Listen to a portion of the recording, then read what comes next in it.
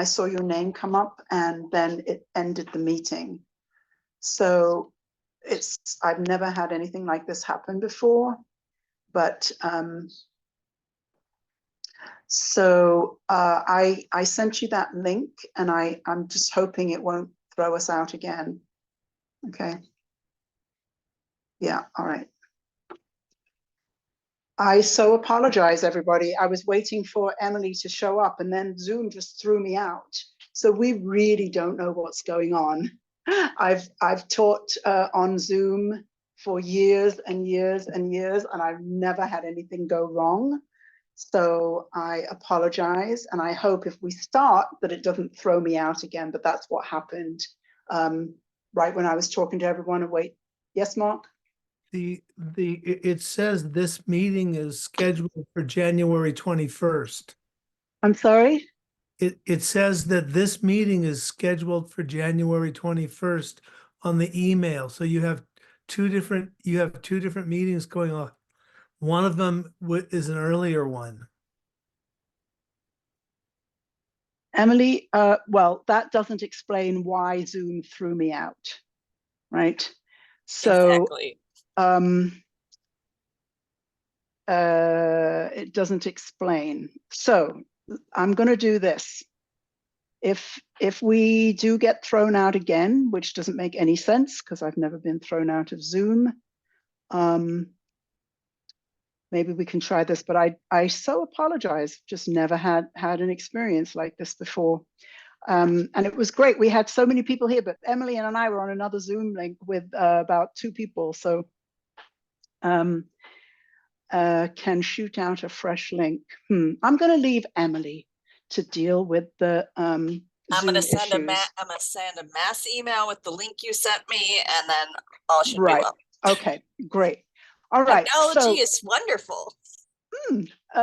Apologies for the confusion, and I'm just hoping Zoom doesn't throw us out again because I don't know what to do about that. Welcome everybody. Anyone who does not know me, my name is Joanne Butcher. I am a business coach and a fundraising expert, and I happen to teach filmmakers how to raise money. I'm very excited to see a lot of my clients on, and that makes me happy because they're learning, they're studying, they're raising money, they're making movies, but they're coming for more, which is great. And then there are some people I have not met before. And anyway, welcome everybody. And today we called this class Next Level Grant Writing, which I assume is because everybody wants to be really good at this. And so I'm going to be talking about some ways that we can approach grant writing that is going to really up-level our work. So people are coming and going, and people are coming and going. Thank you, Jody, for the compliments. I was complaining because I made a decision to go with this new setup and wear headphones. And I was complaining to Emily. I'm like, my hair looked so good and now it's all messed up. So thank you, Jody. You cheered me up. One of the things that I wanted to say before we started was that the whole reason that I do this, aside from the fact that I love teaching and I love teaching filmmakers, is because it's so common for filmmakers to get stuck. And they get stuck in lots of different places. But the main one that I see that filmmakers get stuck in is in learning how to raise money. So everything I do is really about learning how to raise money. And the thing that I really like for people to think about is that there are lots of different ways of raising money. I teach 7, and I'm always talking about the 7 different ways of raising money, but tonight I'm only talking about 1. And I was talking to one of my clients the other day, and he was he's sort of new with me, and he was going back and forth from grants to corporate sponsors and as if they were the same thing. And I was like, no, those are different things. Those are 2 different ways of raising money. And so when filmmakers are thinking about raising money, that's really one of the first things that I want them to know, is that there are many different ways of raising money. Now, tonight, I'm only talking about one. I tend not to do that. I tend to talk about lots of different things. But I just thought it might be fun to have a little bit of a deeper dive into grant writing. So the reason that I teach is because I really truly believe that filmmakers are the most creative and the most hardworking people on the planet. And yet, filmmakers often find themselves spinning their wheels. And so my classes are designed to show filmmakers that you can move forward no matter what, how long you've been stuck, no matter why you're stuck, but you can move forward. So I'm always looking to help filmmakers gain the information they need so they can raise enough money to create powerful films that change the world and make money. And the truth is, if you want to produce, write, and direct your own films, you have come to the right place to learn how to do that. Now, I'm not going to teach you how to write. I'm not going to teach you how to direct. I am going to teach you how to be a producer in the true sense of the word producer, my definition, in my humble opinion, which is the person who raises the money, the person who has the vision and then raises the money. So I would like to start, I think, with, there's a whole bunch of people waiting to get in. I'm sorry, I wasn't watching. I would like to start with finding out a bit about who's in the room. So who in the room is there? Oh, if you could come on screen, you can just raise your hand for me so I can find out. Who in the room has not made a short film so far? Who in the film has never made even a short film so far? Debbie, welcome. Actually, I have, but it's not really a film. You were lying already? We only just met, Debbie. What's going on? I guess I don't consider what I did a film so much as a video. Okay. All right. Okay. But it has a story. Yeah, there you go. If it has a beginning, a middle, and end, we're good, right? Okay. And who has made one short film so far? Who has made one short film? Oh, everybody's read more. Okay, who has made multiple short films? And who in the group has made at least one feature film? Yay, okay. All right, so I'm getting a bit of a sense. And who in the room has ever written a grant for a film? Okay, great. All right, good. So that's a very interesting comment. Jesus, that's so nice. I don't know that I've actually ever seen you before, Jesus. I know we've talked on the phone. Oh no, we did do a Zoom one time. That's right.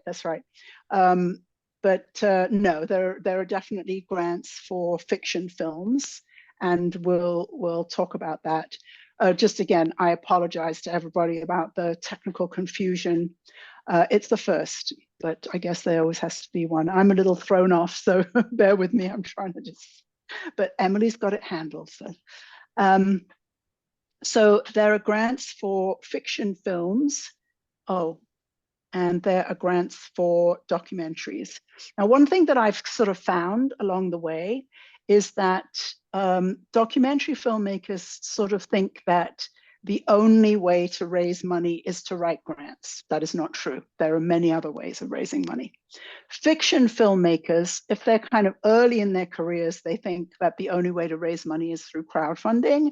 And if they're later in their careers, they think the only way to raise money is through investors. None of these things are true. There are always a multiple, wide variety of ways to raise money. And some of you know, I just published my first book. Woohoo! I'm excited. Jean Marie has got it. Mike, who just came in, has got it. So in my book, I go I through have the it, I have 7. it. Jean Marie is so good.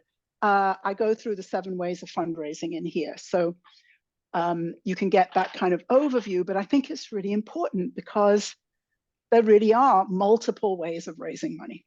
Okay, so even if this door is closed, another door can be opened. That's kind of how I see it. I call it diversifying your portfolio so that you, if things, if things don't seem to be working over here, try over there and try using all the different types of fundraising. So for grants, the first thing that I want to say is that over the years, I have raised millions and millions and millions of dollars. And I have also raised very small amounts of money. And so there are different approaches that you want to take if you're raising a small amount of money than if you're raising millions and millions of dollars. And that may or may not be obvious. But one of the things that I have found, and I'm writing a second book, and it's called Myths of Fundraising. And one of the things that I have found is that a lot of times people think that in order to raise money through grants, that you have to know somebody, you have to be connected, you have to have an in. And I would like to say, and I really have done, I have been fundraising for at least 30 years, that I have never had an in, ever. I have never known the people of wealth. I have never been an insider in that sense. And so I don't believe in that at all. What I do believe in is that the projects that get funded are excellent projects.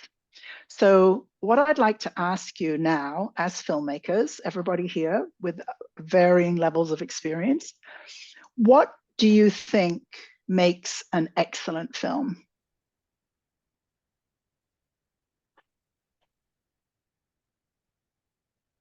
Armando, hi. I think that an excellent film is that film that would make an impact. That would make an impact, yes. Can you Yeah, be more specific? That impact could be either social impact, really political impact, could be scientific impact, social impact, some kind of impact that people will be changed after seeing it. Yeah. Oh, Armando, that was a fantastic answer. Who else would like to have a stab at what makes an excellent film?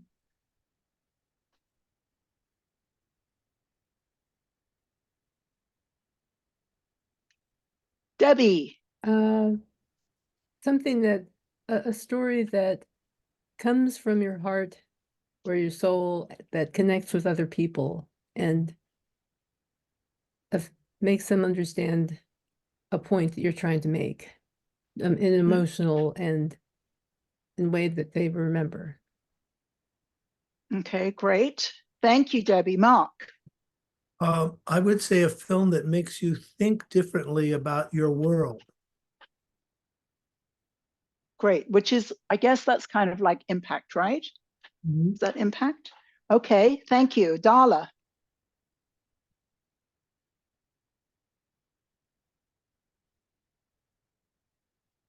Darla, I can't hear you. Are you speaking?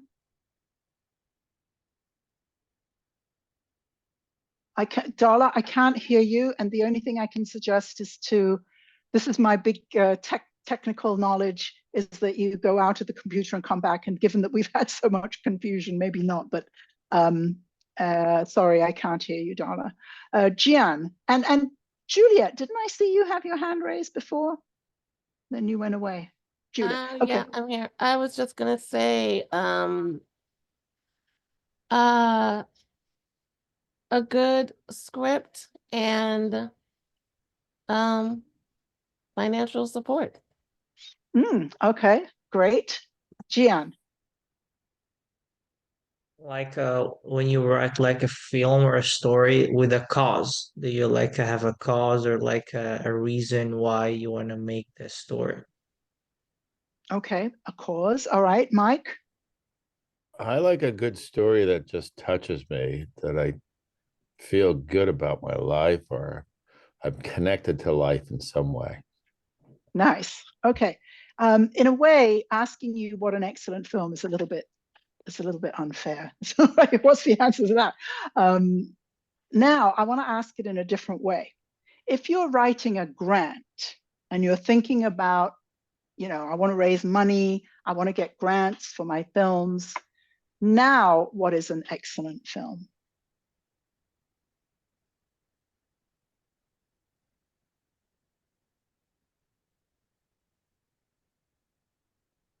Miranda. Hi, Joanne. Hi. I would say distribution, the interest to getting the film out into the world. Because why are you getting the grant in the first place to share the knowledge? So. Okay. Getting it out into the world. Yes. Marilyn. Oh, long time no see. Marilyn. I would just say a film everyone wants to see, because if everyone wants to see it, whoever's reading that grant is going to know everyone wants to see it, and it's going to be something they want to back. Okay, that's great. Yes. Diane. Oh my God, long time no see. Hello, Joanne. I'm so sorry to get here late. I was having technical please, issues. Yeah, well, we all had technical issues, so you didn't miss it.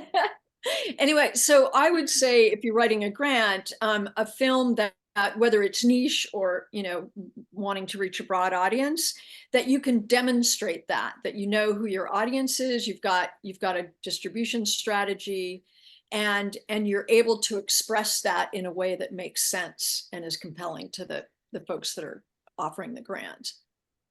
Okay. So it's a film that's doing what it sets out to do, that it's going to accomplish what it sets out to do. Right. Oh, that's good. Yes, that's very good. Dr. Alberta, what is an excellent film when you're writing a grant? Good evening, everyone.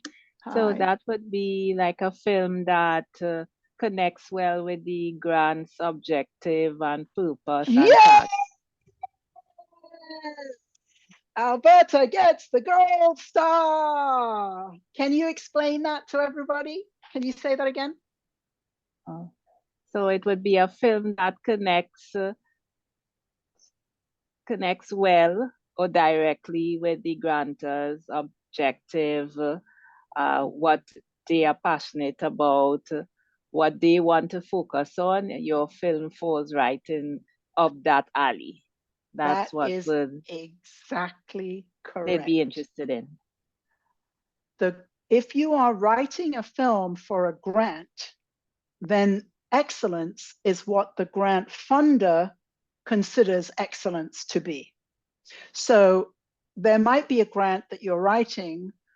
Somebody said that you have distribution. Well, one grant might say, in fact, I have a client who is writing to a particular program at Cannes, and the requirement is she already has an international sales agent attached. So I'm working on getting that for her. But for another grant, they might not be interested at all.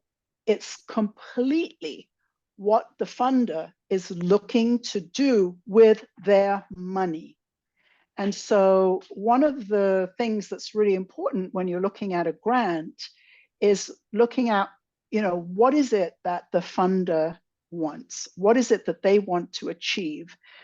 And it's funny because one of the things I always talk about is, is somebody a donor or is somebody an investor? The difference between a donor and an investor is a donor, they make a gift to a film or an individual or to an organization, and they're not expecting their money back. It's a gift, right? And but in the grant world, grantors call themselves investors. So they're looking to invest in something. So if a grant is looking to put content, or Armando brought up a really good point about science. Like, let's say a grantor wants to educate more high schoolers in science, right? If you have a film that is going to achieve that goal for the funder, now you have an excellent film. Does that make sense, what I'm trying to explain? It's the goal of the funder that is what is important. And excellence is going to be defined by the funder. And I don't mean that to say the funder wants any old, crap that, fits the bill. It's not that. I don't mean that. Anytime anybody gets awarded a grant is always because they have an excellent project. But the definition is going to be provided by the grant funder. Okay, so we always think, my film is so good, but really, when you're looking to a grant, you really want to be looking at what is it that this funder is seeking to achieve. And I think that in a way that's really hard for us as filmmakers, because we're thinking, oh, this is the story I want to tell. But when it comes to grant writing, the important thing is to figure out what is it that the funder wants to achieve with their investment. Yes, Darla. Let's see if it works this time. Can you hear me? Yes, excellent. I was afraid if you went away, we'd never get you back because we don't know which Zoom we're in. And sorry, go ahead. I noticed when the San Francisco, I forgot the name of the grant. Most of the grants were given to films already had investors or distributions. So I think you had to have your project like ready to move before they can participate. So which grant are you talking about? The San Francisco Arts Commission? Yeah, there's that, I can't think of his name. Kenneth Ranin? Kenneth Ranin. Oh, the Kenneth Ranin. Okay, so what I would do, in fact, I'm going to use this. Is this a good idea? All right, let's use Kenneth Ranin. So Darla brought up Kenneth Ranin. And this is a little odd, Darla, because Kenneth Ranin funds the San Francisco Film Society, and they actually are the ones that give the money. So it's not the Kenneth Ranin Foundation. But why does the Kenneth Ranin Foundation fund the San Francisco Film Society, right? So I'm going to share my screen. And so I just looked up the Kenneth Ranin Foundation. So with any funder, the first thing that you want to do is to look and see what are their goals. So they put their goals in big letters on the front of their website. The Kenneth Ranin Foundation enhances quality of life by championing the arts, promoting early childhood literacy, and supporting research to cure chronic disease. So the Kenneth Ranin Foundation tends to not fund artists directly, but they do fund the San Francisco Film Society. So if we look at the San Francisco Film Society, they probably have a very different goal than the Kenneth Ranin Foundation. So what is the goal of the San Francisco Film Society? Well, they have a big festival, so they're going to do that. Filmmakers and education. So fund your film. So the first thing you always want to do when you're looking at a film funder is, what is it that they are looking to do? And so they have several programs. The Sloan Science and Cinema Filmmaking. This is very interesting because this is, I have a client right now, Thomas Allen Harris. He's making a documentary, and I've been teaching him to say to people, we just passed the $1 million goal in our fundraising. So we've just passed raising $1 million for a documentary that deals with science. And we've been getting funding from science-based grants and foundations for the last year and a half. And in fact, we have a grant in for $3.3 million to the National Science Foundation. So I've been learning a lot more about the availability of funding for science projects. This one, however, the Sloan Science in Cinema Filmmaker, so the Alfred P. Sloan Foundation is very interested in supporting science. But this particular grant, which they funded, but through SF Film, the San Francisco Film Society, is actually for a fiction film, not for a documentary. So here we see the Science and Cinema Filmmaker Fellowship is funded by the Alfred P. Sloan Foundation as part of their mission. And here we hear what they want to do: to champion films that explore scientific or technological themes or characters. Okay, so it's pretty general. But one of the things that I've noticed is that filmmakers, I met a filmmaker recently, and she had a quite heavy science background. But she was thinking, well, when I get to make films, I'm get away from science. And I'm like, no, you don't want to do that. There's definitely funding for science-based projects. So the other programs they have, and here's back to the one that Darla mentioned, the Rainin Grant. So the Rainin Grant for fiction, this is what they say that they're looking for.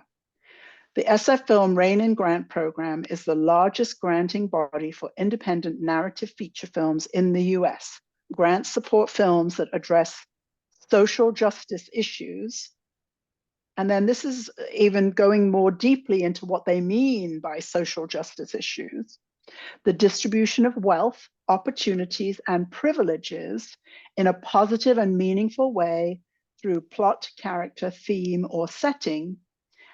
And this is interesting here, and benefit the Bay Area filmmaking community in a professional economic capacity. So I always teach my clients, you want to look at a grantor and figure out how quickly you can eliminate yourself, because one of the things I hate to do is to write grants that I'm not going to get. There was a point in my life where I was writing a lot of grants, and I had a 2-to-1 ratio of getting grants. That's very, very high, but still, you don't want to be writing 20 grants and not getting any. So you have to make sure that your grant absolutely 100% fits what they were doing. Go back to what Dr. Alberta said, that it's an exact fit to what they're looking for. So first of all, is my film a film that addresses social justice issues? Does anybody have a social justice film that we could use as a potential example? Who is that? Yeah, Darla. Darla, okay. So your film has a social justice issue. Now, what is the social justice issue that it has? The character is Girly. She's the main character. She got arrested for domestic violence along with a middle-class white woman. The judge took the white woman back and told her, pat her on the hand, don't let this ever happen again. But when Girly did trial, she almost got the book thrown at her. Okay, so that addresses the distribution of wealth, opportunities, and privileges. And does it do that in the story in a positive and meaningful way through plot, character, theme, or setting? Yeah. And does it benefit the Bay Area filmmaking community? Yes. Right. Okay. So far, as we're looking at Darla's project, it keeps fitting all the criteria that the grantor is looking for. Okay. So, and then there are more, there's always a list of things that are about, do I qualify? Do I qualify for this grant? So they give screenwriting grants that are open to filmmakers. Notice this, anywhere in the US. Anywhere in the US. So when I was living in San Francisco, and the filmmakers I knew who did get these grants, I wish their names would come to the top of my head. The Last Black Man in San Francisco was one. Fruitvale Station. Fruitvale Station. Yeah, that was before my time in San Francisco. Boots Riley's film is the one I was trying to remember. Sorry to bother you. Sorry to bother you. Yeah, which, oh my God, if there was a film that deals with the distribution of wealth, opportunities, and privileges, it's that one. Yeah. So they have grants, screenwriting grants, they have development grants for producers, and they have post-production grants. So you can apply, and there you can apply as a screenwriter, you can apply as a producer, and you can apply for post-production. So it's interesting that Jesus started out by saying that he thought grants were only for documentaries, and I haven't even got into that yet. But these happen to be for narrative features. Juliet, what's your question?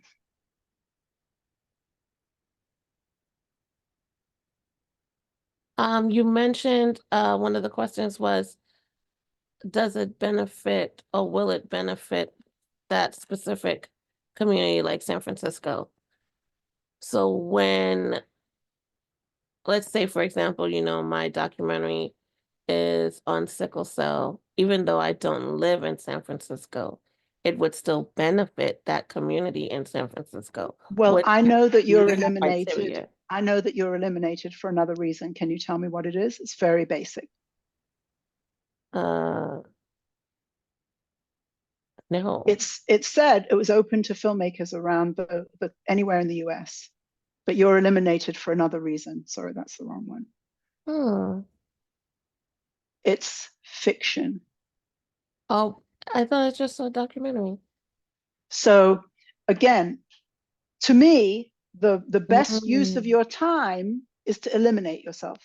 Yeah. Out, next, right? So you don't have to spend any time on this one with your documentary. I just want to look at something. So we looked here at the Sloan Science in Cinema. There's another one here, Sloan Stories of Science Development. So what's the difference? So again, we have to look at what is it that the grantor is wanting to achieve. The SF Film Sloan Stories of Science Development Fund is funded by the Alfred P. Sloan Foundation. That's exactly the same as the last one. As part of their mission to champion films that explore scientific or technological themes, exactly the same as the last one. SF Film will award 2 to 4 $10,000 grants to filmmakers in the early stages of writing screenplays inspired by discoveries from the Stories of Science sourcebook, which is composed of significant scientific and technical, big words, technological discoveries made in recent years as a source of inspiration. Anyway, it goes on. So even here, where we have the same funder using the same conduit, the SF Film, they have 2 different types of programs that people can apply for. In all these cases, they were all fiction. Now, I can get back where I was. No, I can't. Further down, they have a documentary film fund. So now, Juliet, we're going to make your documentary about sickle cell. So let's see, how fast can we eliminate our project? All right. Firstly, the deadline is May the 3rd. Can you make that? I could. Yep, absolutely. Excellent. Overview. The SF Film Documentary Fund supports engaging documentaries in post-production. Are you in post-production? No. We're eliminated, right? Yep. And so to me, the fact that we've eliminated ourselves is a very positive thing. Why? You don't waste time. You can move on. You don't waste time. I don't want to waste time. That was exactly like what I wrote down. Learn to eliminate yourself if the grant guidelines don't align with you or your film. Yeah, because there are grants that are going to align with you. So we want to put our time into those ones. All right. Is there anybody else that we can play with your project if it has not been eliminated yet? Who would like to volunteer? Well, in the fiction. No, in documentary. No. This is the SF Film Documentary Film Fund. Who would like to be my volunteer? Maybe we don't have any documentary film. Mark, you can volunteer. I'm volunteering you. Volunteer. Oh, who was that? Whose voice was that?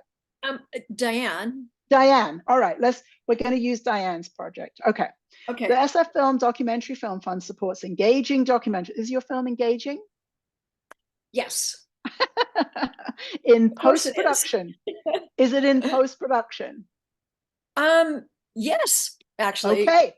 Excellent. Which exhibit compelling stories. Okay. I think that the individual women's stories are compelling. Okay. They're Intriguing characters. Yes. And an it's an original original and innovative visual approach because we're framing it all in the framework of art and artistic practices, which is, I think, an unusual way to look at empowerment. That's nice, because that's tricky. In documentaries, often, we make them in a very, very standard sort way. of matter of fact. Yeah. So an original, innovative visual approach. They're looking for something that's pretty artistic, even though it's a documentary. So, okay, Diane's project is still in. I love it. Since its launch in 2011, the SF Film Documentary Film Fund has distributed more than $900,000 to advance new work by filmmakers nationwide. They're awarded once each year and are open to filmmakers internationally. Dr. Alberta. Internationally. Individual grant amounts and the number of grants we've made will be determined on an annual basis. As with all SF Film grants, in addition to the cash awards, recipients will gain access to numerous benefits through the comprehensive and dynamic SF Filmmakers Artist Development Program, which is really robust. It's probably, up there with Sundance. So, deadline. No, the grant opens February the 9th. Deadline, May the 3rd. Ooh, $25 application fee. Late deadline, $45 application fee. Again, how do we eliminate ourselves? The applicant must be at least 18 years old. Are you 18, Diane? Yes, I'm at least 18 years old. Okay. Applicant must be in a key creative role for the film, ideally the producer or director. Both, so yes. Both, excellent. If you are not an SF Film member, you must pay the money. So you have to start saving up, Diane. Filmmaker may not be an SF Film employee or board member, may not be a full-time student. Project cannot be a work for hire. Is your film a work for hire? No. Must be a feature-length documentary, must be within 3 months of beginning post-production from the final deadline. So from the May deadline. So you don't actually have to be in post yet. Right. See that subtle distinction? We were considering eliminating ourselves, but that would have been wrong. Within 3 months of beginning post-production. Projects can be produced or based anywhere in the world. International. Innovation in storytelling and visual style. Projects that also consistent with their mission. Right. And projects that primarily use interviews as a storytelling device will not be considered. How would you discern that in a documentary? Well, some documentaries are majority talking heads. Yeah. So, all right. So the grantor is very clearly stating what they want. And there are so many hundreds of grants out there that my biggest, if there's one thing I want you to take away from this evening, is do not waste time trying to shoehorn you or yourself, your film, into something that does not fit. There is just no point. Nobody has the time. Okay. And Dr. Alberta, work for hire means you've been hired to produce the project. as opposed to independently producing it yourself. So the grantor will always tell you what they're looking for. Mark. So I'm curious about this thing where that it can't be talking heads. I mean, is there a medium ground? Because my film is all interviews. Well, it wouldn't be eligible for this grant. So it would have to be dramatizations, something like that. No, I mean, I think that there are lots of ways that people tell documentaries. I was a consultant on this one documentary one time, and the opening shot was these birds flying in the sky, and then there was this ocean, and then there was this woman and a girl, and then they were running and they were looking through a hole in this wall, and it was very cinematic. You know, the film I'm working on with Thomas has very few interviews in it, or what was it, the phrase we just used? Narrative. Talking heads, very, very few. So it's all just a question of style. It's all just a question of style. But so there are lots and lots, and they're saying we don't want talking heads. They're not looking for that. But they've also said many, many times that they're looking for innovative, creative, visually, you know, so cinematic documentaries. So there was one more. I didn't see the last one. Oh, here we go. Invitation only programs. So we can't apply for these. And another big place that gives grants that has invitation only programs is Sundance. So, oh, I'm sorry, I forgot I wasn't sharing my screen. Thought I was sharing my screen. Invitation only programs.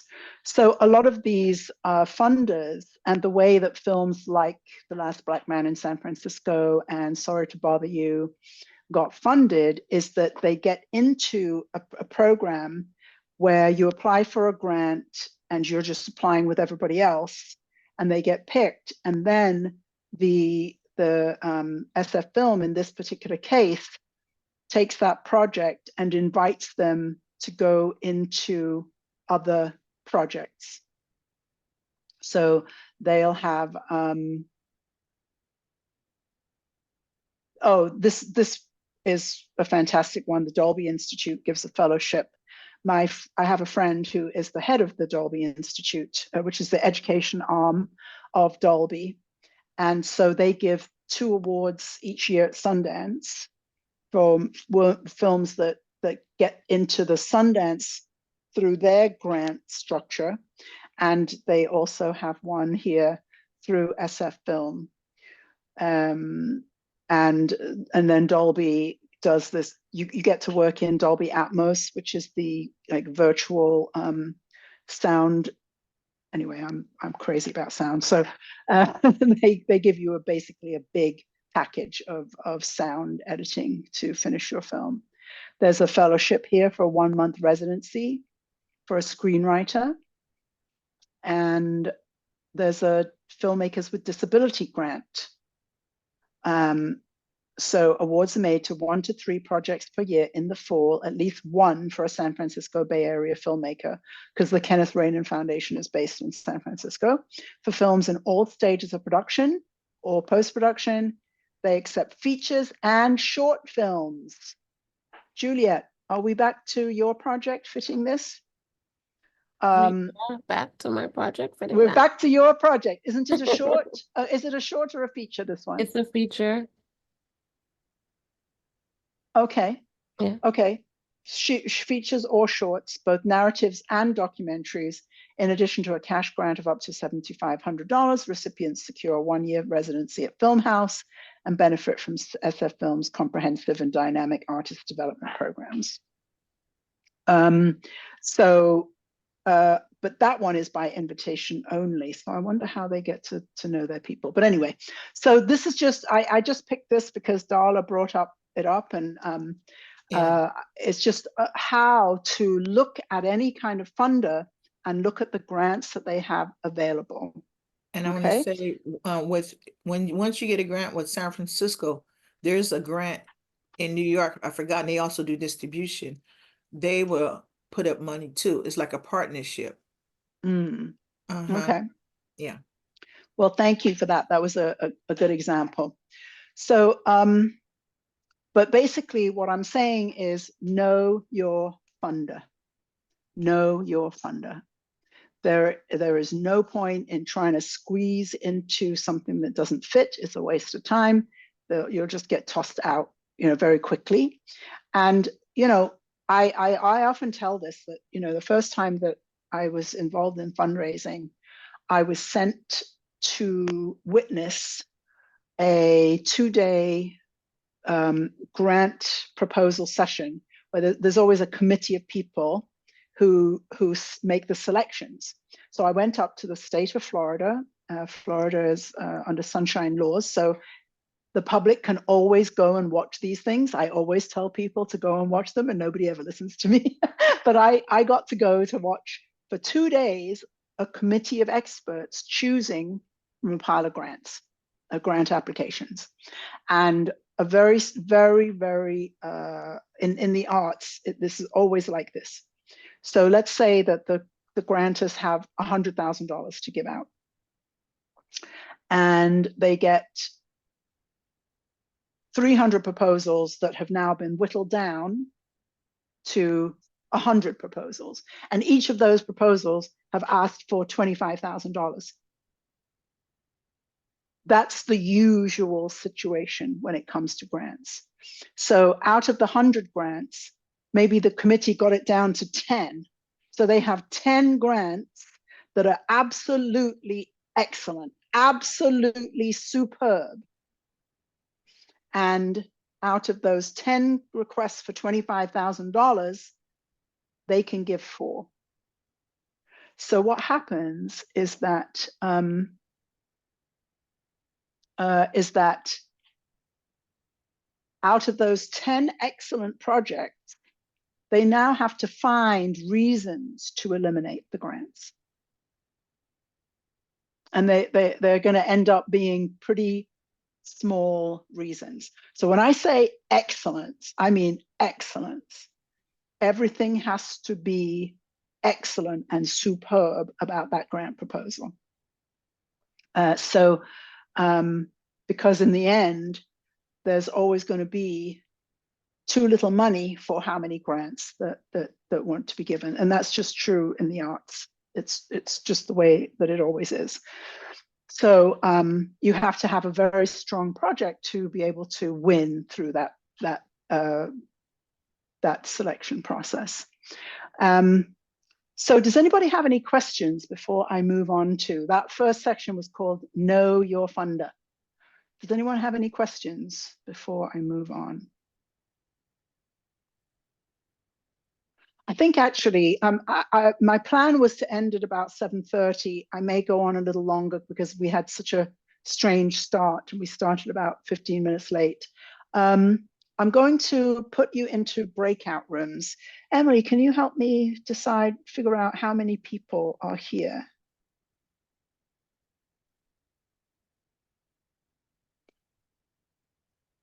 Oh, you know what? Oh, here we go. Breakout rooms. Can you figure out how many people are in the room? There are 32 outside of you and me. Oh, okay. I'm going to have 3 people in a room. What I would like you to do is I'd like you to tell the other people in the room 2 things. 1, what is the log line of your film and how much do you need to raise? So 2 things, okay? What is the log line of your film and how much do you need to raise? And I'm going to put you in groups of 3 or 4 and we'll have 6 minutes. Okay, so let's see if this works. You'll have 6 minutes. Well, you don't have much to talk about, but you can obviously talk more, but just find out 2 things: the log line and how much you need to raise. Okay, let's do this. I'll see you in 6 minutes. Joanne, if you can pause the recording because it's not letting me do it. Okay. All breakout rooms will close in 28 seconds.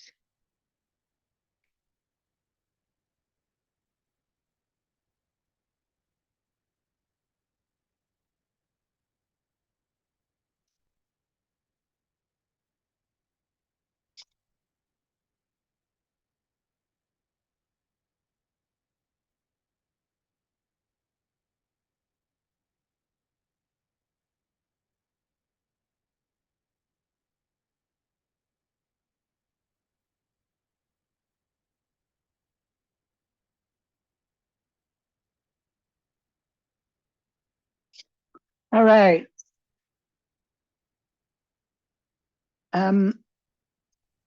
So I think that the reason I wanted you to talk about numbers a little bit was because depending on what number you're raising, depends on how you're going to approach grants.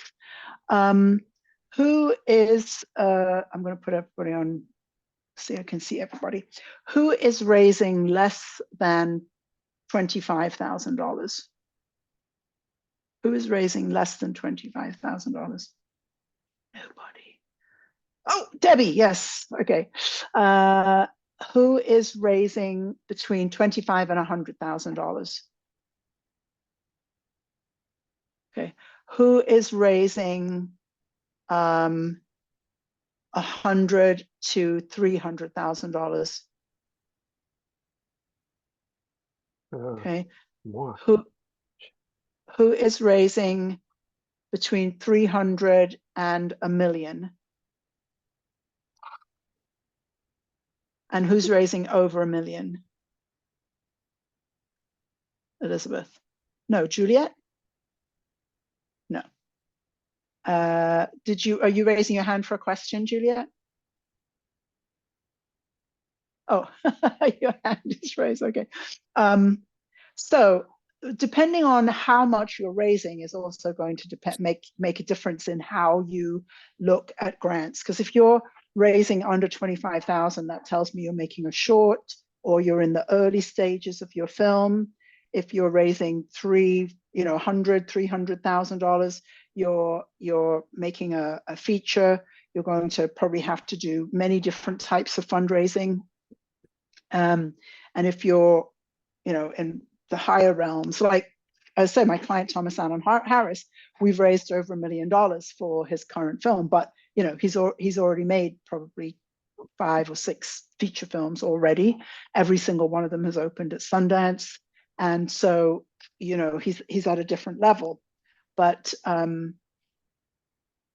so when you're making your first feature, you're probably not going to be raising $1 million for your documentary, right?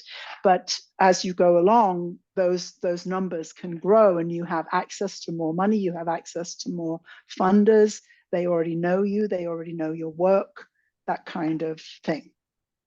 So I just wanted to show you something. I thought it was great that Jesus said at the beginning, I thought that grants were only for documentaries. But the fact is that there are grants for all kinds of films. So the easiest thing to do, I'm going to share my screen, is to Google something like list of film grants. So what did I Google today? Top film grants, okay? And there are all these lists, film grants directory, Film Daily TV, they always have one. Studio Binder always has one. I don't know this one, filmproposals.com, Film Independent. That's another organization in LA that also gives grants, also does labs, also does all of these different stages that we saw SF Film do, that Sundance does.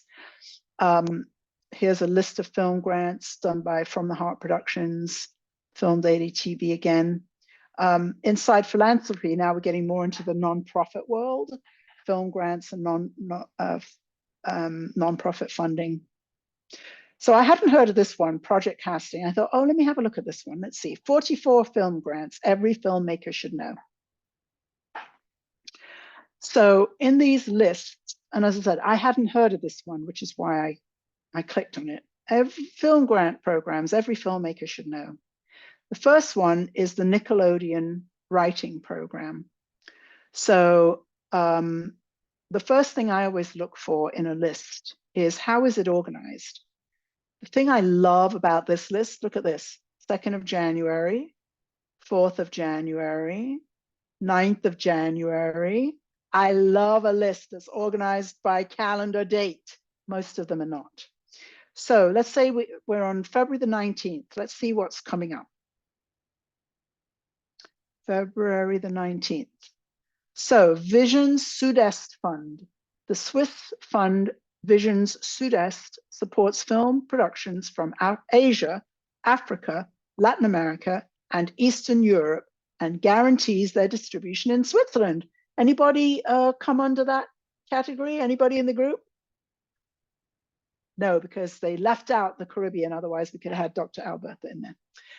Academy Nicol Fellowships in Screenwriting. This is probably the highest level screenwriting competition. Deadline is the 1st of March. I hope all you screenwriters are planning on applying. The Fledgling Fund. Fledgling sees storytelling as a lever to improve the lives of the most vulnerable. We know that a strong filmmaking vision and a beautifully crafted film are essential. So that's due the 2nd of March, the Fledgling Fund. So as I said, I love a list that's organized by deadline date, because we can decide, well, who has a documentary here? Who's going to play with me? Who has a documentary? Not Diane, we've already had you. But thank you. Who else has a documentary that we can use? I do. Juliet, we already, okay, Wendy, let's go with Wendy. Okay. All right, Wendy, let's see how fast we can eliminate you. Okay. I lost you, now I can't see you again. Okay. The Sundance Institute Documentary Film Program supports, doesn't this sound a lot like SF Film?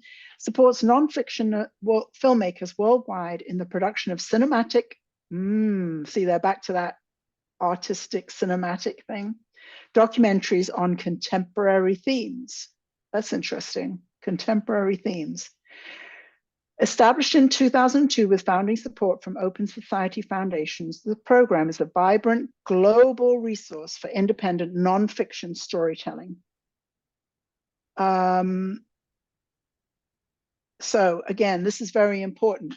The Sundance Institute Documentary Fund supports the work of nonfiction filmmakers from around the globe. Wendy, do you still qualify? Have we eliminated you? Not yet. Not yet? What is your film? What's the log line for your film? My film is a documentary exploring the death positive movement that is encouraging open dialogue about death and dying. And it's called Exit Strategy: From Scared to Sacred, in an effort to shift the paradigm of how we look at and talk about death. Wow, what a fabulous topic. So contemporary theme fits, right? Yeah. Yeah. What about cinematic? We're all sort of puzzling over this issue of cinematic. How do you think that fits your project? Well, right now I do have a lot of talking head interviews, but I know that that's super boring. And I'm also wanting to include a lot of archival footage, and I have a really incredible animator also. So really bringing this to life in a different way, and lots of supporting B-roll also.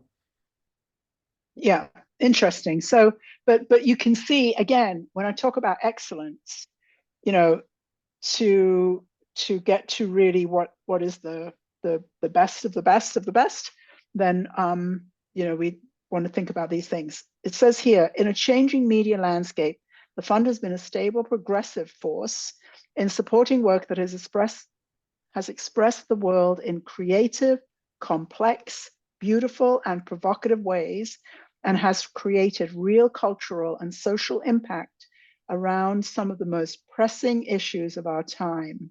So this thing, contemporary, is very important in this particular funder. right? Contemporary, the issues of our time, the most pressing issues of our time. So that's really important. So again, you know, look and see how your project fits.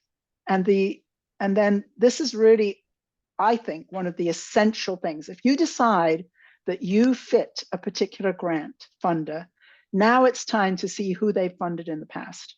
Not necessarily who, but what projects have they funded in the past, and see if you can get the flavor of what it is they're looking for, what is it that they like, you know? I never saw this film, Fire of Love, but that was a big hit at Sundance, not this year, last year. But so look and see the film, see what it is what do they think excellence is? What are they looking for? So I wanted to share that with you. And another thing that I wanted to show you on this particular list, again, this is organized in date order. But so the Nickelodeon writing program is for people who write TV series and films, and it's for writers and to get into a writer's room. The next grant, the NEH Media Production Grant, they support film, television, and radio projects for general audiences that encourage active engagement with humanities ideas in creative and appealing ways. I have a client right now waiting to hear about a NEH Media Production Grant. The problem with this list is it doesn't tell you what I think is really true about an NEH grant is that you need a team to be able to apply for an NEH Media Production Grant. And my client, Andrea Kalin, does have a team. And so they're applying for, you know, $400,000, $500,000. But so this list doesn't tell you kind of the difference, but it's your job to go and do research. But I probably wouldn't suggest anybody on this particular call tonight to be applying to NEH, but one day you will. And look at this difference: NEH Media Production Grant, NEH Media Development Grants, where you can actually explore the ideas. So I have a friend who got one of these for $75,000, and then she got $350 for a media production grant. But again, it's kind of further down the road. This other list that I saw, oh no, I got rid of it. I want to look at this other list. This is from the Heart Productions. Okay, so they have a list. This is a list that kind of stays here all the time. Now they organize it by alphabetical, which means you're going to have to go in and discover what the dates are. But this is very interesting. So they start with National Endowment. You can get media arts grants from the National Endowment for the Arts. You don't have to necessarily have a team. You could be an individual, but still, that's a pretty prestigious grant. I'm going to Aide au Cinéma du Monde is a fund managed by the CNC and Institut Français. Oh, I have a client who could apply for that. Alabama Humanities Foundation. So is anybody on the call? Does anybody on the call live in Alabama? Okay, so we can eliminate ourselves, right? Anybody on the call live in Alaska? No, okay, so we can eliminate ourselves. So again, when you're going through these lists, the thing that I think is really the important thing to do is to learn, you know, which grants are right for you. And I would put together a calendar, and have about 12. I suggest to my clients 1 a month, because I don't think you can do much more than that. Miranda, I'm sorry, I didn't see your hand up. Do you have a question? Miranda? I'm here. No, I didn't take it down when you were like, who's got a documentary idea? Oh, what's your documentary project? Just for everybody. Yeah, so I shared with my group, it's extremely early. Like I just decided that, you know, there's something here like a week to 2 weeks ago. So don't necessarily have a formal log line, but my documentary that I'd like to do is explore from a personal level BRCA2 mutations being positive is something in my family. It's like an inherited gene, and it causes breast cancer, ovarian cancer, and makes you more susceptible to other types of cancer. And I just think there's something really interested about following a millennial woman in particular, because we're of childbearing age. And I'd be willing to share my own personal story and just kind of going through what it's like to actually get the diagnosis and what is being showcased in the medical field right now, and exploring my options. And I also have a healthcare background, so I know that a lot of it is business related too. So I'd like to kind of highlight, Yeah. educating what's best for you and not just going based off of what the medical business recommends as well. So I think that what I hope that one of the things you came away from today, Miranda, is that there are lots and lots of science-based Yes. funding possibilities. So that was great. That was great that you chose that. So the next thing that I want to talk about is I call it know your numbers. So one of the things I see with filmmakers all the time is that they'll be kind of, I had a friend in San Francisco who said, I'm making a film for between 500,000 and a million. And a lot of times filmmakers do tend to speak that way. But I think it's really important to have clarity about your budget and to I call it landing on a number. Land on a number and keep speaking that number. Now let's say you're raising $300,000 to make a movie. You keep saying that number. You'll see that you're going to meet a lot of people who will say, oh, you need $5 million to make that movie. And what I like to say is, talk is cheap, and it's very easy for people to say that. And I've actually experienced that myself. I was producing a film in San Francisco, and we had everything ready. We were going to make a film for $150,000, and we had our whole crew, we had our whole cast, we had everything set.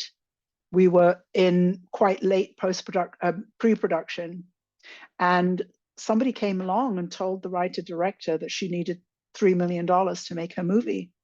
And I said, okay, I'm out, And that movie has still never been made. And we were ready to start shooting, but people get really confused and persuaded by a lot of fantasy talk about money. So I say, be really clear about what your number is. Did you notice when you were in the group that some people could be clear about a number and some people couldn't? One of the things I see is that it's hard for filmmakers to talk about money. So one of the things I do with my clients is we practice talking about money. We practice talking about the numbers. We get more comfortable being able to talk about money and about numbers. It's a really essential part of being a fundraiser and raising money to make your movies. So know your numbers. And then one of the things I was just showing you in one of those lists was that the NEH, you can apply for in the production grant, you can apply for $300,000, $400,000, $500,000. With Thomas's grant, we just applied to the National Science Foundation for $3.3 million. So there are grants that are quite sizable. I have a client who's making a narrative film who has won a grant for $1.3 million. So there are very sizable grants out there, but you really have to be ready, So my client who won the $1.3 million grant, she had worked with me. She had her numbers really precise. She had a very well done budget. She had a lot of experience. She's a member of the DGA as a first AD. She had a lot of experience on set. She had made a lot of short films. She had received grants for those films. So it's like you're sort of climbing up this ladder as you go with your career. And so one day she lives in Puerto Rico. And one day, about a year ago now, the Puerto Rican government announced we're going to be funding several projects. They had a fund of like, I've forgotten the number now, 75 million or something like that. And you have 30 days to apply.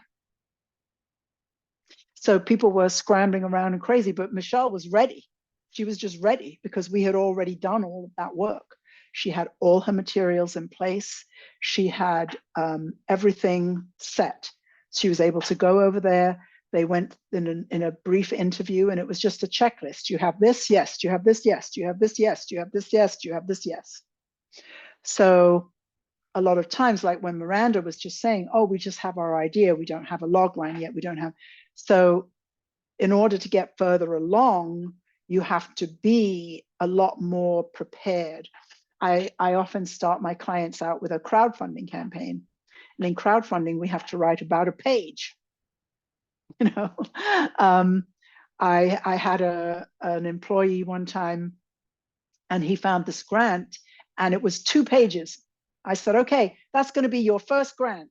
You know, so he got to write his first grant, 2 pages. So as you're starting out, you want to start with things that are more easy to obtain. The first grant I ever got was from the state of Florida. It was a fellowship for media arts for $5,000. And probably it was 2 or 3 pages of writing, you know? So know your numbers and start your grant writing process. Even if you're in fiction, I want you to borrow the thinking from the way that documentaries are funded. They're funded with research and development first, then production, then post-production, then impact. And you can raise money in that way for your fiction films as well.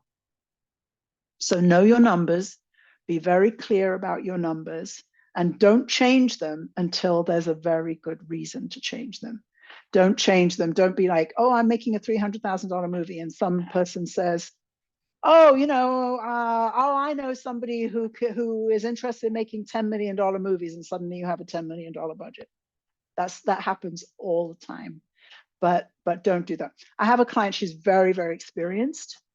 We're making a documentary for $360,000.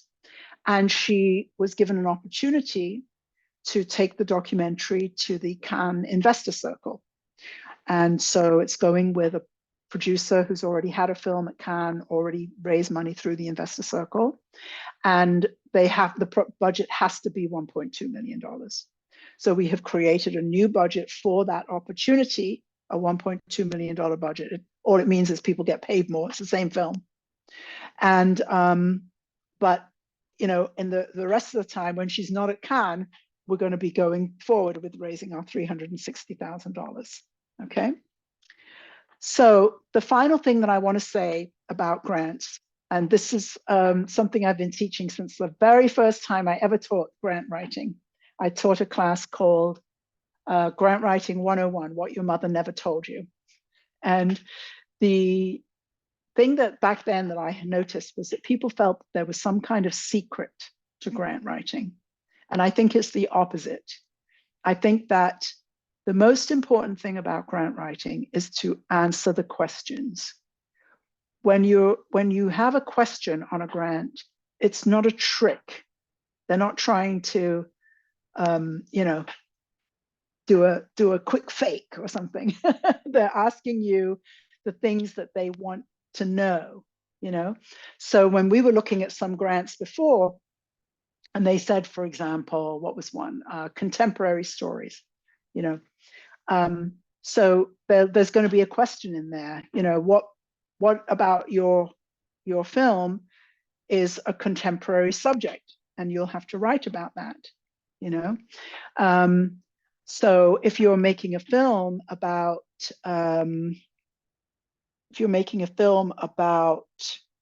let's say, the Holocaust in World War II, is that a contemporary subject?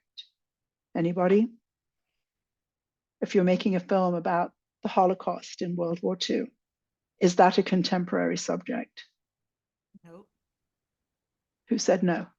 Who said no? Darla. Okay. How could you make that film about the Holocaust in World War II and have it be a contemporary subject? You have tried to get somebody who lived there and who's still alive. That's they can start talking their journey. That's a good idea. Actually, a very close friend of mine, she did her PhD on Lithuanian Jews who had a particularly different experience in the Holocaust. And she had her son make a film. Her sons made this half-hour film showing the 6 remaining Holocaust survivors who were obviously very, very elderly. And that film got into Cannes. So that's a good way of doing it. But what I would say is that there's like Rachel Maddow just wrote a book about, I can't remember the name of it, but anyway, it's about an earlier time in our history when America almost went into authoritarianism. So I would take the issues of what happened in World War II and see how I could talk about them in today's terms. Like what is it about that that's is contemporary? So again, I'm not suggesting, I don't want to suggest that you shoehorn your film into some grant proposal. I don't mean that, but I do mean looking at it creatively and how your film could be the right one for those funders. Okay. So I'm perfectly happy to stay and ask questions if you have any questions or anything like that, but I'm going to close up for the evening. And I hope that you have learned something about grant writing. I would also love if I have many, many clients on this call. I'm so proud of you all. But if anybody would like to talk about working with me one-on-one, I would love to talk to you about that. And Emily will put a link in the chat to book a time on my calendar. My sweet spot is grant writing. I'm very, very good at it. and I really like to see my clients applying for grants and getting money. So I'd love to have you work with me. And as I said, if any, what's your fee for grant writing? Oh, I don't do the grant writing. I teach my clients to do the grant writing. Who was that? Was that Darla? Yeah. I can't tell. When I can't see people's mouths, I don't know who's speaking. Yes, it was, okay. So yeah, please book a time and we can talk and I can see if I can help you on your projects. And so good to see everybody. Gian, I don't know what time it is over there in Spain. Diane, it's good almost, to see you again. It's almost 2 a.m. Oh my goodness, you're so dedicated. That's great. But does anybody have any final questions? Otherwise, I'm going to call it quits. Maybe like just one quick question. I just want to ask if normally when you apply for grants, like do they normally ask for the same like requirements, like some stuff that you need to send them? Like do they ask for, for like some stuff material about the film when you submit, or? I have to say everyone is different. So you're always doing new work. So years ago when I started in grant writing, I would have to go and make copies and there'd be like, be handing over 25 copies of a grant. Nowadays, everything is online. And one of the things that I see is that filmmakers, like I have a client right now, and she is writing her first grant, and she was going to write it all online and hit send. Well, the problem with that is you don't have your work anymore. So I make my clients go through all these really boring things. I have them copy all the questions into a Google Doc and then do all the writing in the Google Doc and then transfer everything back into the grant. But then the next time you write a grant, you're not starting from scratch. You already have the grant, you know, and then we're just going to improve on it. So though it's just one of the techniques that I, you know, but it's annoying that every time you write a grant, they're going to ask for something a little different, or, you know, but you know, you in the documentary world, it's very standard that you have a written grant and you have something to show, you know, 5 minutes or 10 minutes or something like that. So those are standard things. Gian, I put in our Facebook group, I put this announcement, now I can't remember what it is, but if you look in our private Facebook group, I put in this announcement for a competition for a short horror film. And yeah, so it's in the private Facebook group, but and they've got a ton of things that you have to turn in. You have to turn in a bio, and you have to turn in this, and you have to turn in that, and you have to turn in, and so it's always a lot of work. And you know, this is why I teach you all to have everything in a Google Drive, so you have everything in the right place, and you just take it all out, and it's all there for you. Rich, what's your question? Yes. So someone had told me a while ago that if you're trying to apply for a grant, you should not pay for a grant. Oh, no. And the reason why I asked that, because the one that we were looking at, the 44 grants, something other, and when you click on the site, it takes you to project casting. And as you're going through them, you click on one of the grants that you're interested in, and then it takes you to another page where it asks you to pay. No, see, thank you for bringing that up, Rich, because I just came across that today, and I was like, oh, as I said, I love a list in chronological order, you know. But if there's some fee, then that's not right. It's not true. There was some that I showed you today. I can't remember what it was, but it said $25 and then late fee $45. So there are competitions that do charge fees. And I can't remember what that one was. Was it the San Francisco Film Documentary Fund? Was it? It was a San Francisco film. Yeah. Documentary fund, yeah. So I mean, that's unusual, you know, that's unusual. But they're such a reputable organization, I guess. You have to decide, you know, it's the same thing as when you apply for film festivals. I always say you have to decide your budget first. You know, is it $0? Is it $100? Is it $1,000? What's your budget? And then stick to that. So I might want to apply to them, and I might be willing to pay $25 because they're a very, very reputable organization. And I might not. It just depends. But thanks for the question, and thanks for noticing that. I haven't had time to look more deeply into that site, Project Casting. I just like the fact that it was in chronological order. All right, I'm going to say goodnight.